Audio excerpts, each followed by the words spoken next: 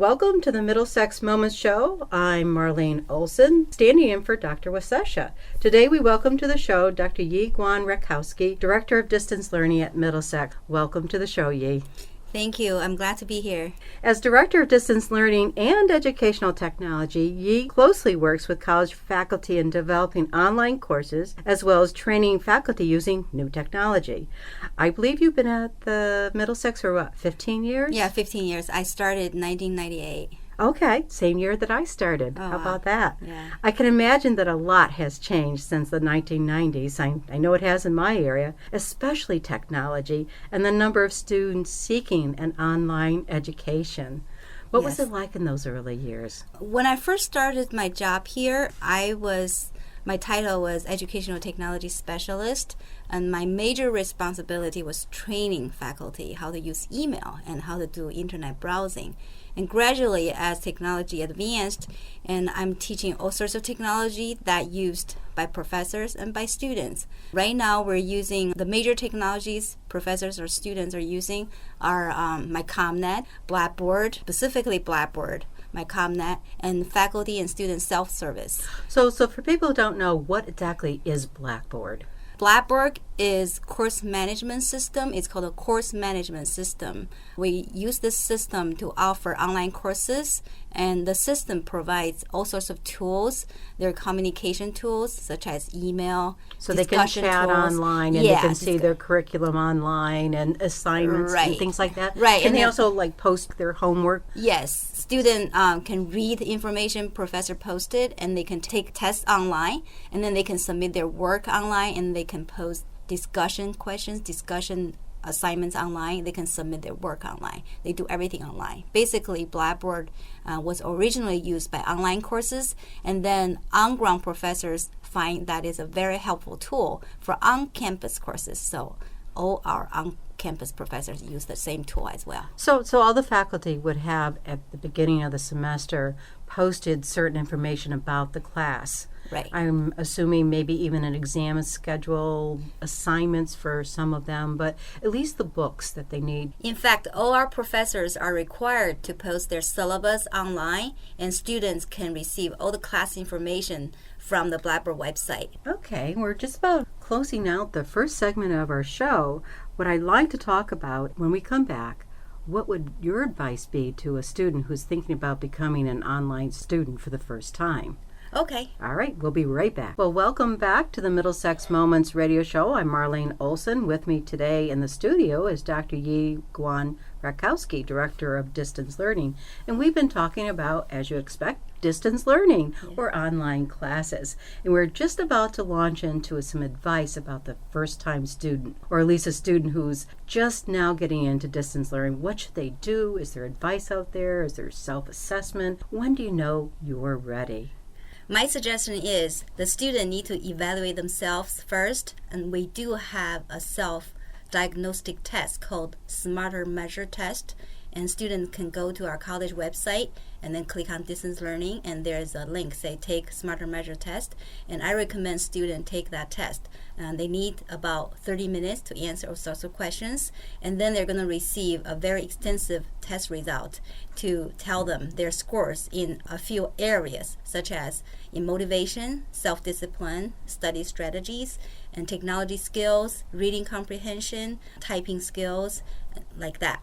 So once they got the report, they're going to see their weakness, which area they receive high score, and then which areas they receive low scores, and they can evaluate a little bit. Particularly, we hope the online students will receive high score in self-motivation, self-discipline, and we expect students to learn things on their own, and there's no professor in front of them trying to teach them in online courses, and they're going to study on their own, and they have to be really self-motivated, self-disciplined. Then so they can almost succeed. Everything else can be learned, but you've really got to start with being motivated. Right. And a strong motivator. Disciplined. Right. Disciplined. Yes. Okay. So so your advice is to take a look at that first. Yeah. Are there other strategies out there once you've made the commitment to be an online student that'll help you learn better as an online student? Once they're online, they should look at the syllabus, have an overview about the course requirements, and then they can navigate their course and look around, poke around to see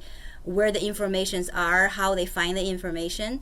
And then in the syllabus, they also see course outline. The course outline indicates which week the class assignments are, the reading assignments, the class assignments on each week, and they can, based on this outline, to finish their work on time. Another thing is we offer online orientation and campus orientation for first-time online students. Oh, that's excellent, because you're combining the two worlds right up front. Right. They can take online orientation if they can come to campus. However, if they can make arrangement, they can come to campus to attend an orientation. And we go over with them about how to navigate the course, how to use all sorts of tools such as discussion boards, how they can post discussions, and how they can email to their professors, and how they the strategies about taking online tests, if they have online tests available for the course. Perfect. All right, so tell me a little bit more about the online programs right here at Middlesex. At this college, we offer about 60 to 70 courses, a variety of courses in a broad range of disciplines, such as English, history, math, psychology, education, business, basically all sorts of major areas we cover. Can I actually get a full degree just online? Yes, at Middlesex, by taking all fully online courses for about 2 or 3 years, students can get a general studies in liberal arts for focus online, associate degree in general studies. Excellent. Now that typically transfers quite easily to the other four-year universities and colleges, doesn't it? Yes, almost half of our students are ready for transfer after they're taking all the online courses, and they can transfer all these credits to four-year college or even to grad school as prerequisites to pursue further. Okay, all right. So exactly how does an online course work? Basically, just like on-ground courses, each week or each learning units, students are assigned to do chapter reading, and then accompanied with the chapter readings, they need to finish assignments. Some assignments may be discussions, or maybe they're asked to write a paper, work on a project, and then midterm or final, and they will take the exams. Or throughout the semester. So that's kind of a completely on their own. Are there any instances where you get to interact with other students in a forum that perhaps is online? Yes, all of our online courses have discussion boards. It's also called discussion forums. Students go on the forum, answer the questions proposed by the professors, and then they answer the questions, and then professor usually asks students to read other people's posts and respond to the posts so they can learn from each other. I was thinking, gee, this sounds like something where you could, if you were a really motivated learner, you could start a class and whiz right through it if you were disciplined enough. But I'm not quite sure that's exactly how it works, is it? Well, for very motivated students, and they would follow the timeline and then do their work. Right. And in the past, I do see some students kind of lagging behind, and my advice is don't fall behind. They should follow the timeline. If they don't follow the timeline, they will be really behind, and it will be very hard for them to catch up. What about technology? I love using my iPad and my iPhone. Can I use that in an online environment? Yes, students can use their mobile devices such as tablets, iPad, or iPhone can log on to their course, but we recommend students just use those mobile devices for browsing information or read announcement from professor, do emails with your professor, and read information. We don't recommend students to use the mobile devices to submit their work, such as post discussion responses. Okay, I'm ready now. I'm going to be an online student. So how do I actually register for an online course? Is it going to be different at all from how I would do an on-ground course? It's exactly the same step. Oh, okay. Yeah, online student can just contact admissions office, and then the admissions office staff will go through with them with the process, the steps, how to register an online course. It's the same step. Okay, all right. There's a lot of things that are unique about Middlesex. What do you find unique about the distance learning program in particular? One thing is we offer a variety of courses for students to choose.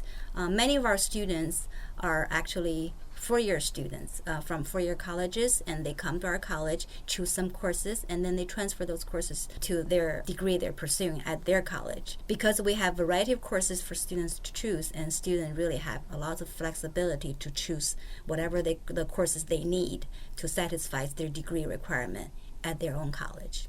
Okay, so how do I find out about courses at Middlesex? I mean, the ones that transfer to the colleges that I'm hoping to obviously continue my education at, but specifically, how do I find just online courses? What they do is they go to my ComNet. It's my.comnet.edu, my.commet.edu, and then they click on search for courses, and they choose a semester. Let's say for the spring semester, they search for spring 2014, and then they choose Middlesex Community College, and then they choose online, fully online courses.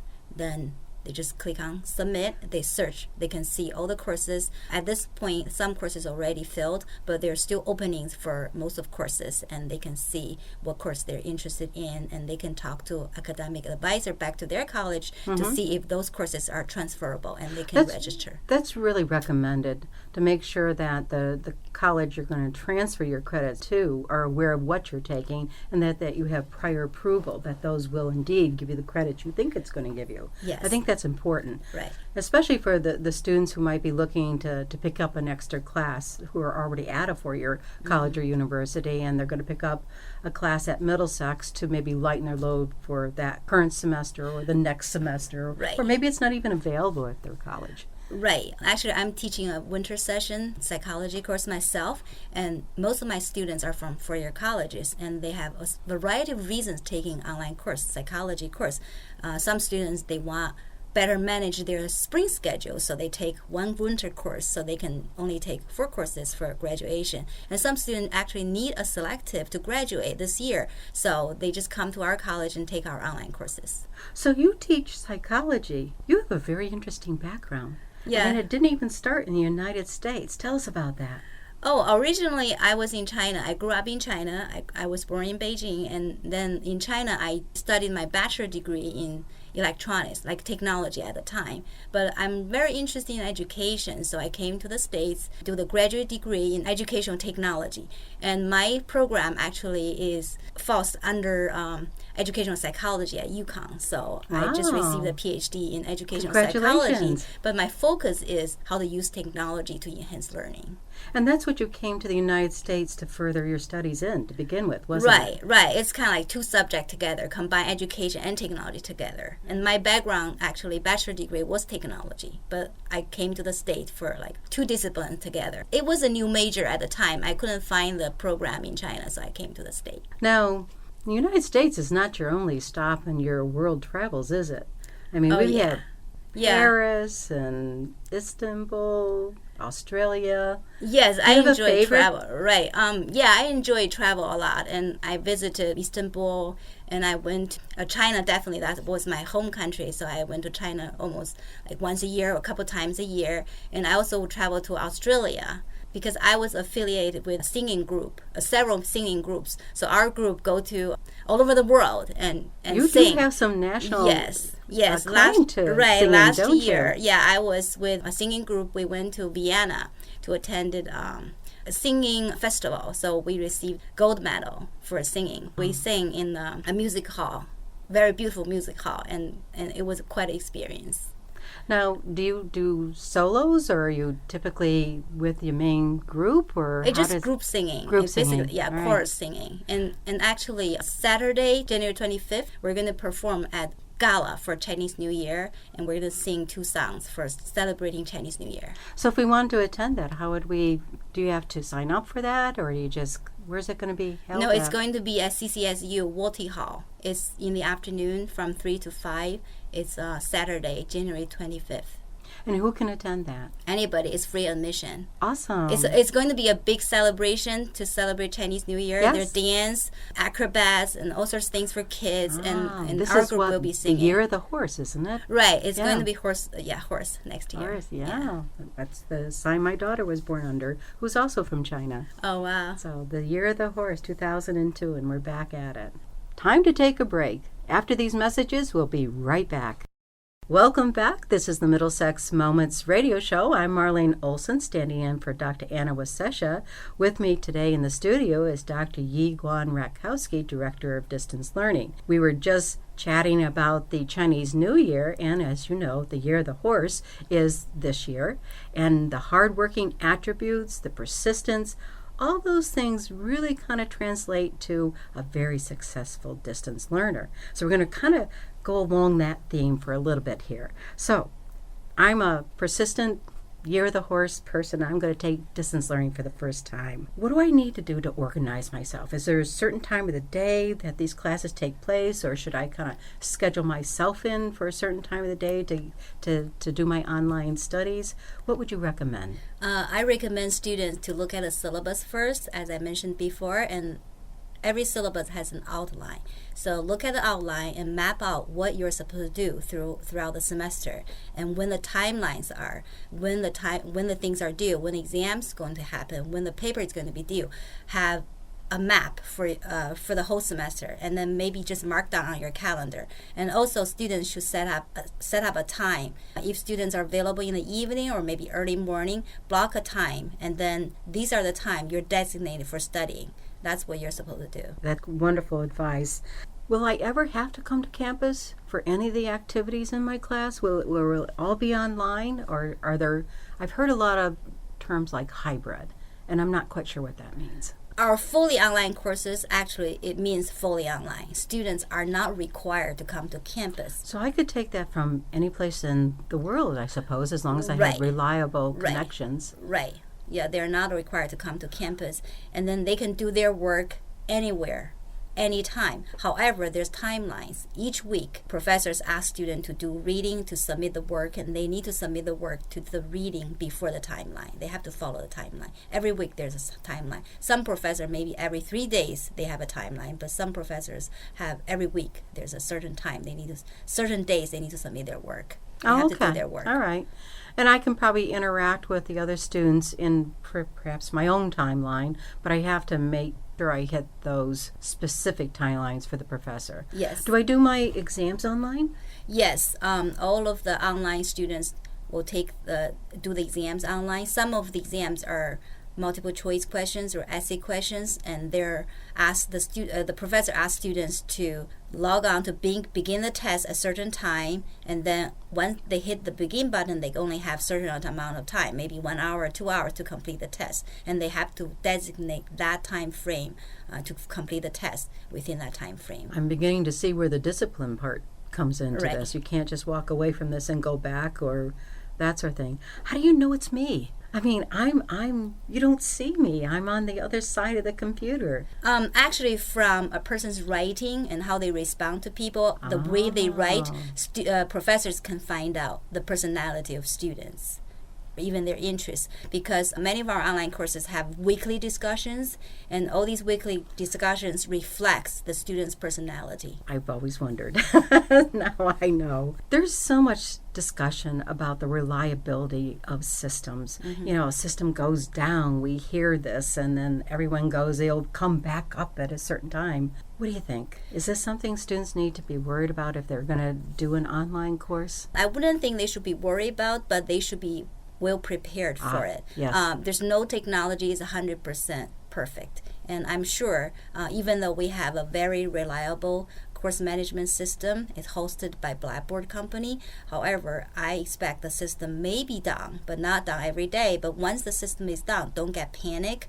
What you can do is, the system is down, relax and come back maybe a couple hours later. You come back when the system is up. If when you're taking a test, the system is down, what you can do is write to your professor, tell your professor, the system is down when I'm taking the test.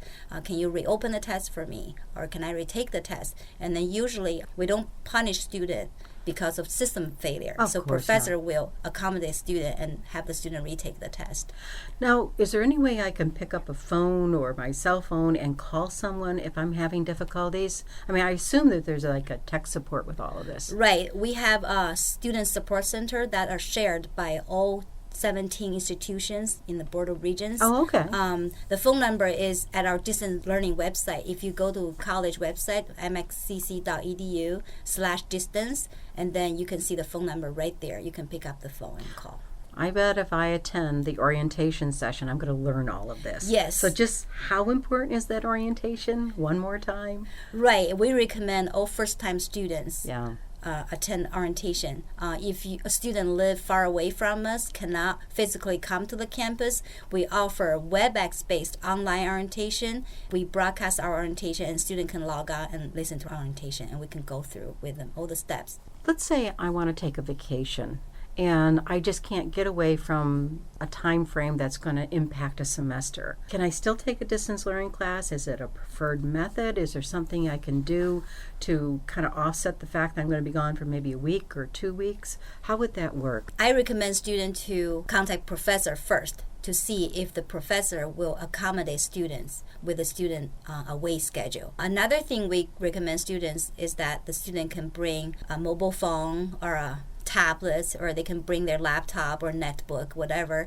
They can access internet during vacation. A lot of hotels offer free Wi-Fi service, and they can log on. Absolutely. At least they can get to internet, browse information. In order to submit the work, and I suggest students to complete the work before vacation, so they don't have to worry about submitting the work. That's a good idea. Yeah, if their professor agree, and that would be great. And also, taking online course is the advantage that you can take a vacation because you can be out in Paris or in Rome, and you can still take the online course. You respond to student, you respond to professor, and you do your homework. You have your laptop with you, and you can do all of these.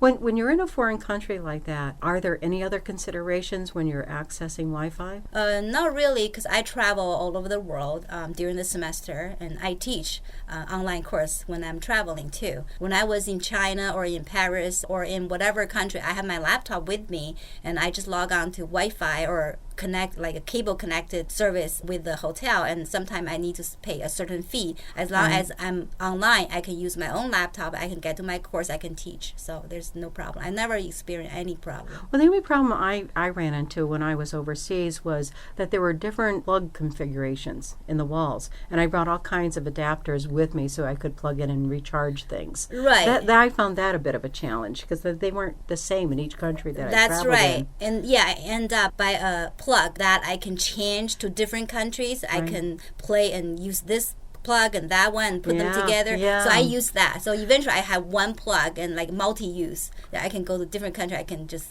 you play probably with. travel a whole lot more than I do. I'm so real prepared. I'm a well prepared traveler. And I do teach. I do teach when I travel, and some of my students don't know where I am. Okay. All of this has culminated in you having quite an international reputation. And you recently hosted delegates from China just on distance learning here at the college. Tell us about that. Actually, we started hosting Chinese distance learning delegates probably about 5 years ago. These people are from different kinds of distance education universities in China, and sometimes it's from southern part of China or northern part of China. Each year they have a group, they compose a group, and they come to the United States, and they visit different universities and colleges to see how we offer online courses. Middlesex is one of the visiting sites every time. What are some of the other sites? Sometimes they go to Maryland, University of Maryland, the big online university, University of Maryland, or they go to LA, they go to San Diego or San Francisco. Sometimes they go to Yale. They just go to all these universities they want to see, but the reason they come here is they want to see how we offer our online courses uniquely. That is different from other places. And they certainly can listen to all of this in their native language. Right. I use Mandarin to give my presentation. Basically, my presentation is about our quality control. That's one of our uniqueness. We have a quality control module, and we highly select our professors, and we have our professor well trained to teach online. And we also have standards to design very good quality online courses. We review the courses, and we work with professors. And we also provide a variety of student services so our students can get the best support they can get. Well, I can see anyone coming to the United States it'd be well worth their time to stop by Middlesex and learn from you, distance learning that you've been involved in for these last 15 plus years. Yeah, they're very happy. Yeah, they're very happy after they heard their Mandarin, because I speak standard Mandarin. I grew up in Beijing, so that's like I don't have accent, so I speak standard Mandarin, and they can hear it. The first place they can ask me questions, I answer their questions. Every time when they're here, the discussion is very vivid. And then when they're back, they tell their colleagues. So next time their colleagues say, I still want to go to Middlesex. So next time they come. Excellent. Well, this is the end of the show. Thank you ever so much, Dr. Guan Raczkowski, Director of Distance Learning. It's been a wonderful and a fast 30 minutes. If you'd like to learn more about the college, you can visit us at mxcc.edu. This is Middlesex Moments Radio Show. I'm Marlene Olson, wishing you a good day.